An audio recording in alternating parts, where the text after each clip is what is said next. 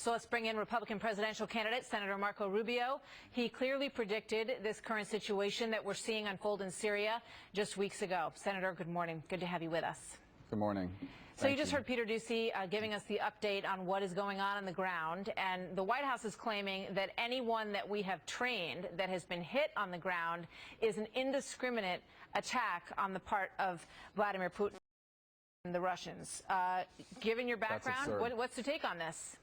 That's absurd. That's absurd. Vladimir Putin is deliberately targeting all the non-ISIS rebels. The more moderate they are, the more he's going to target them, and here's why. If he can wipe out all the non-ISIS elements on the ground in Syria, then they can turn to the world and say, okay, guys, here's your choice, ISIS or Assad, because there's no one left, because we killed all the other non-ISIS people. That's exactly what he's doing. He's trying to thin out the opposition so that the only opposition left in Syria to Assad is ISIS. And at that point, he'll be able to force the world to support Assad.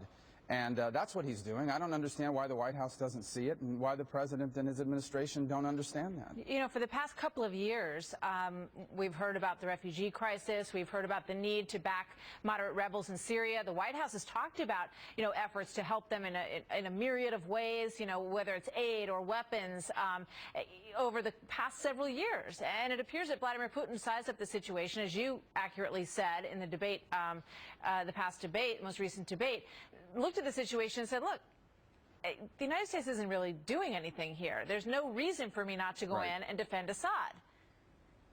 Right. In fact, if you look at that region, for example, this is going to sound absurd to your viewers, but in the region, there are a lot of people who believe the United States actually is supporting ISIS, that we created ISIS. It's a conspiracy theory, it's absurd, but it's taken root in the minds of a lot of people. And one of the reasons why is because they know what American air power looks like. They saw it during the war in Iraq. And they're saying what you're doing now is not real American air power. And so that's why it's important not just to do a better job of targeting ISIS for purposes of defeating them, but also winning the confidence of the people on the ground that we're trying to work with. And in the absence of that confidence, that's what creates the space for Putin to step in and try to replace us. And he's been very cunning about it. And this president and this administration have been, quite frankly, incompetent about it. I want to play the bit of sound from the debate that I mentioned for the folks at home. Play that. Have an understanding of exactly what it is Russia and Putin are doing, and it's pretty straightforward. He wants to reposition Russia once again as a geopolitical force. Here's what you're going to see in the next few weeks. The Russians will begin to fly combat missions in that region, not just targeting ISIS, but in order to prop up Assad. How did you know that that was the way it was going to go? Because they were positioning air assets in Syria, and there was no reason to have combat aircraft in Syria except to conduct those attacks. Second, it's because you could clearly see that it was part of a broader pattern on behalf of Russia.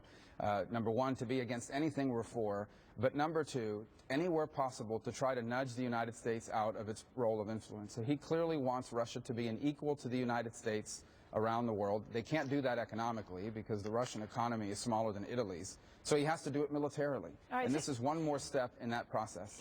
So now, I mean, if this is the case, that we are basically pitted against Russia. Russia is trying to get rid of those who want to topple Assad, and we're there to knock out ISIS. So if they are truly knocking out the people that we are backing, I mean, you can only imagine what is going through the minds of these moderate Syrians, in small numbers these days, and the CIA-backed people that have been trained there in small numbers as well, when they're looking up into the sky and they've got Russian bombers coming in at them, and they're saying, where is the United States? So are we going to step it up to defend them, and what position does that put us in? Are we then at war with Russia? Well, first of all, the reason why the non-Islamist rebels are such small in numbers and why this whole program of arming and equipping them has been a disaster is because the administration took too long. By the time they got around to doing it, a lot of those people were either dead or had been forced into exile. What we should be doing is what I've been calling for months. Create a safe zone within Syria. The Turks have said they would cooperate. An area that's protected both on the ground and from the air. And from that spot is where these rebel groups that will take on ISIS and Assad can help organize themselves. It can also be where refugees can go to instead of having to make that dangerous journey into Europe or ultimately to the United States as well. That's what we should have been doing months ago. I hope we'll do it now. It's a little harder to do it now than it was a few months ago, but we still have time, I believe. But this administration has no strategy. When I read that they were caught off guard and surprised by what Putin did, I just shake my head. I don't understand how that can be true. right. It's unbelievable. All right. Before I let you go, I just want to ask you a quick question. Donald Trump is, saying about you and Jeb Bush, and let's put up the number for the RCP average. You're pretty much neck and neck. You're slightly ahead of Jeb Bush right now. He says that you guys hate each other. He says they hate each other more than anybody in this room hates their neighbor. What do you say? He doesn't know what he's talking about. I have great admiration for Governor Bush. We're friends. We're running for the same office. I'm not running against him. I'm running for president. It doesn't change my feelings towards him as a person. You don't have to hate the people you're running against. And in the case of Governor Bush, who I've known for a very long time, I admire him, and we're friends. But we're competitors now, too.